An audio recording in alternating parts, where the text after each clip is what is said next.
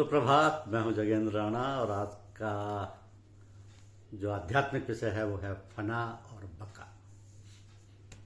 फना और बका।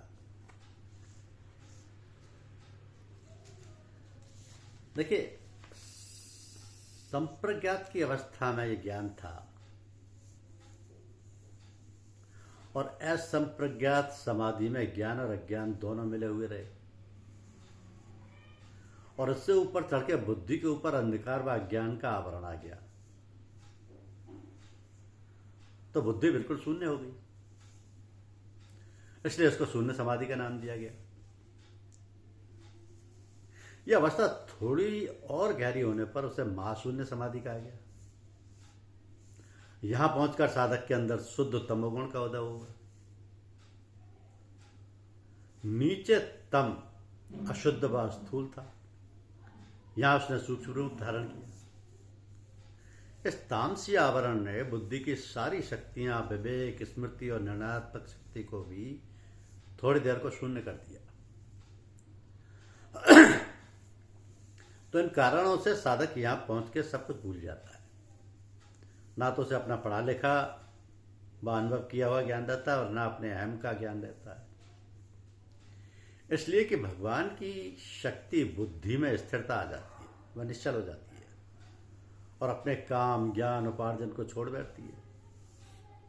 अब चूंकि इस अवस्था में अपने अस्तित्व का भी ज्ञान जाता रहता है, कोई किसी प्रकार की खबर नहीं रहती, किसी प्रकार की स्मृति भी नहीं रहती। इसलिए सूफियों के यहां इसको फना कहा जाता है। शास्त्र इसको बुद्धि का लय योग कहते हैं। मन का लय मनोमय कोश की चोटी पर हुआ था। उसकी चंचलता पूर्ण रूप से मिटी थी, परंतु वहां ज्ञान की एक किरण मौजूद थी जो उस अवस्था का आनंद अनुभव कर रही थी। यहां पर वो भी समाप्त हो जाती है। पूर्ण अज्ञान और अंधकार आ जाता है। भगवान शिव की रौद्री शक्ति के प्रभाव से मानवीय सारी शक्तियों के लिए प्रलय कांड उपस्थित हो जाता है। इसलिए इसको फना अर्थात मर मिटना कहते हैं। अब इसके आगे असली मनुष्य जीवन मिलेगा, जिसमें जीव की संपूर्ण शक्तियां समान रूप से उदय होकर साम्यावस्था को प्राप्त होंगी। बुद्धि यथार्थ ज्ञान प्राप्त कर ऋतंभरा नाम धारण करेगी। जीव साक्षात ब्रह्म के सम्मुख अपने को देखेगा। ब्रह्म की आदि शक्ति महामाया का वह प्रत्यक्ष साक्षात्कार करेगा। गुप्त रहस्य खुल जाएंगे और लीला में की सारी लीला खुली आंखों दृष्टिगोचर होगी। यह उसका असली मनुष्य जीवन होगा, जो देवताओं से भी श्रेष्ठ और ऊंचा माना गया है।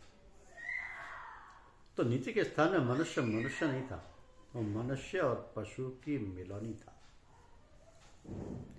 उसमें ज्ञान के साथ अज्ञान भी था, मनुष्यता के साथ पशुता भी थी। यहां पहुंचकर पशुता जाती रही और केवल मनुष्यता शेष रह गई। तो सत्य, रज व तम तीन गुण नीचे विकृत अवस्था में थे, यहां वो समानता में आ गए।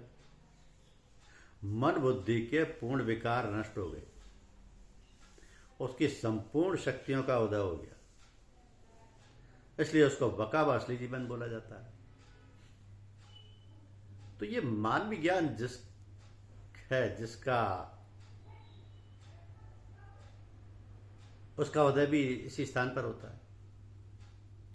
अंधकार के पश्चात प्रकाश भी जीव को इसी स्थान से मिलता है। जिस अवस्था में अंधकार या मूढ़ता उसमें आई थी, वह प्रकृति का तामसी आवरण था। उससे हटके जब वह सत्व में प्रवेश हुआ, तभी प्रकाश व असली ज्ञान उसको आ गया। तो यहां पर प्रकृति के दोनों सत्व व तम गुण एक ही स्थान पर इकट्ठे रहते हैं और अपना अपना काम अलग अलग करते रहते हैं।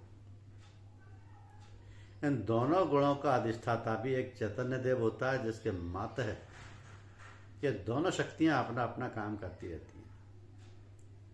तो जो शक्ति सत्वगुण से संबंध रखती है उसे शैवी शक्ति कहते हैं, और जो तमोगुण से संबंध रखती है उसे रौद्री शक्ति कहते हैं। शिव के अर्थ ज्ञान देने वाले, कल्याण करने वाले हैं। चूंकि जीव को प्रथम ज्ञान की प्रकाशवती किरण इसी स्थान से मिली है, इसलिए इसी चैतन्य देव शिव को आदि गुरु माना गया है। मुक्ति का मार्ग दिखाने वाले, संपूर्ण विद्याओं को प्रकाशित करने वाले आदि गुरु शिव कहे गए। जिस शब्द जिसे शुद्ध और निर्मल ज्ञान का यहाँ बोध होता है, जिस शुद्ध और निर्मल ज्ञान का यहाँ बोध होता है, वही ऋतंभरा ज्ञान माना गया है। तो वो असली व यथार्थ ज्ञान होता है, उसमें शंका व संदेह की गुंजाइश नहीं होती। इसलिए निश्चयात्मिका ज्ञान भी बोला जाता है। ये ऐसा ज्ञान ही मुक्ति का मार्ग खोलता है और शांति आनंद प्रदान करने वाला होता है।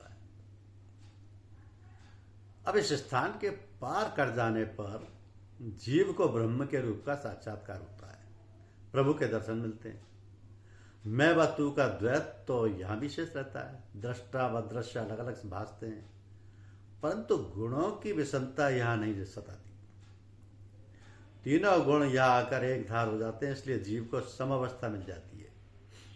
तो वो सदा एक रस रहता है, अपने प्यारे के मुखड़े के दर्शन करता है और हरदम आनंद मग्न रहता है। तो रज के अभाव में उसमें वासना नहीं रहती। तम के ना रहने से आलस्य, प्रमाद और अज्ञान नष्ट हो जाता है।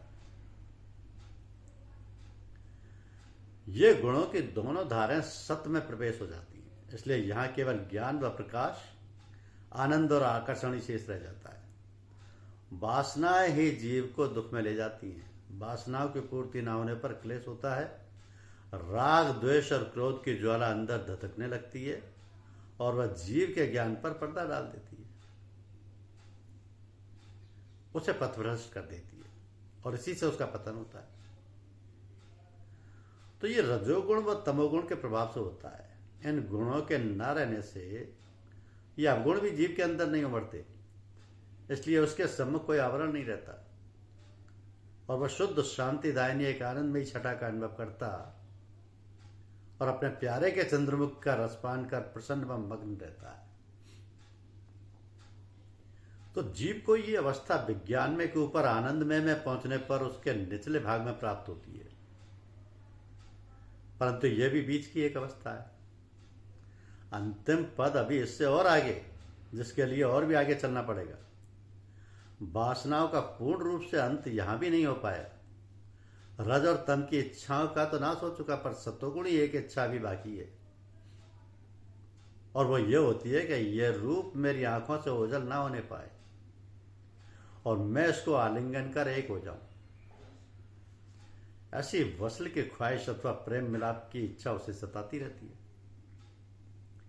तो प्यारे के मुख पर थोड़ा धुंधला आवरण किसी समय आ जाने पर वो व्याकुल और तड़पने लगता है, विरहाग्नि में सुलगने लगता है, परंतु इस पर्दे के भीतर से भी एक आनंद की किरण उसे मिलती रहती है। इस तड़प और व्याकुलता में भी शांति व आनंद उसके हाथ से नहीं छूटते। बेचैनी में भी चैन, अशांति में भी शांति और दुख में भी सुख का दर्शन उसे प्रत्यक्ष मिलता है। इसलिए जीव की इस द्वंद्वातीत दशा को भगवत गीता ने साम्य अवस्था कहा है।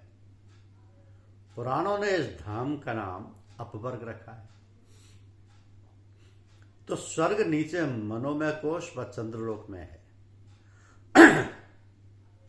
यहां के प्राणी सुख तो भोगते हैं, इच्छा का उदय होते ही उसकी पूर्ति की सामग्री भी फौरन ही उसी स्थान पर उपस्थित हो जाती है। इसलिए उन्हें किसी क्षण भी इच्छित वस्तु के ना पाने का क्लेश नहीं सताता। भोग विलास में रत रहना, राग द्वेष में फंसे रहना और इंद्रियों के भोग उन्हें देते रहना ही स्वर्ग के देवों का काम होता है। इससे आगे न वो कहीं जाते हैं और ना जाने की इच्छा ही उनके दिल में आती है। इसलिए पूर्ण ज्ञान उनके भाग्य में नहीं आता। मुक्ति धाम की ओर वो नहीं बढ़ सकते।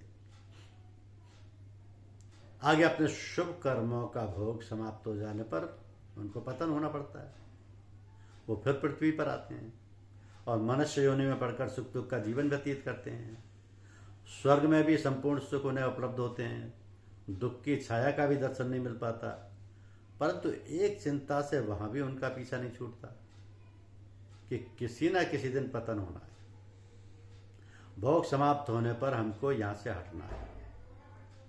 इस चिंताग्नि में देवता भी भुनते रहते हैं और कभी कभी उन्हें इससे बड़ी ही बेचैनी व अशांति बढ़ जाती है, परंतु इसका उपाय उनके पास कोई नहीं है। प्रकृति के अटल नियम को कौन तोड़ सकता है। इस प्रकार भोग विलास से निवृत्त होने पर इसी चिंता में उनका कलेजा सुलगने लगता है। यह दुख स्वर्ग में भी रहता है, परंतु अपवर्ग इन सबसे मुक्त है। अपवर्ग का प्राणी कभी किसी हालत में भी गिरता नहीं है। उसे फिर जन्म लेने के लिए पृथ्वी पर नहीं आना पड़ता। उसका भोग कभी समाप्त होने पर नहीं आता। वह इसी लोक में ऊपर की ओर आगे बढ़ जाता है और त्रिगुणातीत अवस्था को पार कर मुक्ति लाभ करता है। यहां पर उसके अंदर केवल शुद्ध सतोगुण का राज्य छाया रहता है।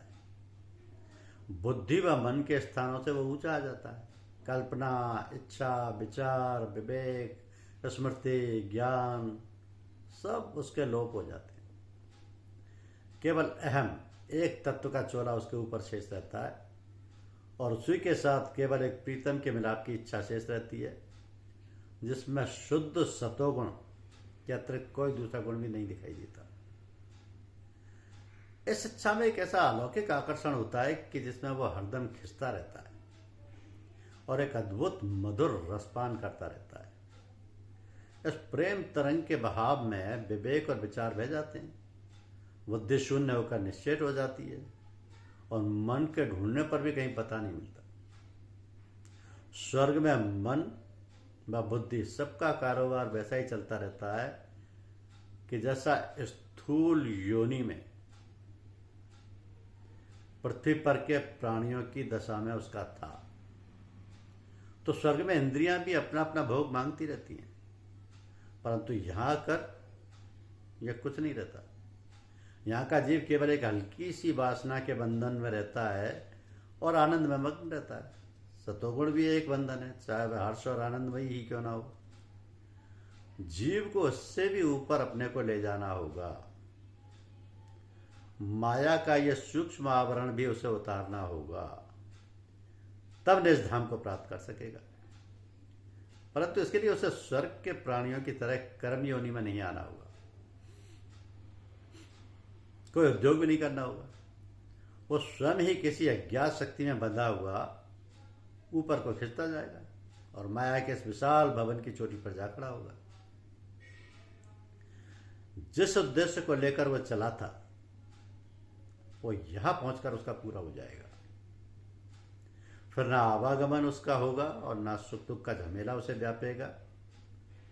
वो द्वंद्वातीत अवस्था को प्राप्त कर महानिर्वाण की गोद में खेलने लगेगा और सदा के लिए परम धाम का निवासी हो जाएगा। धन्यवाद। ओम हरि।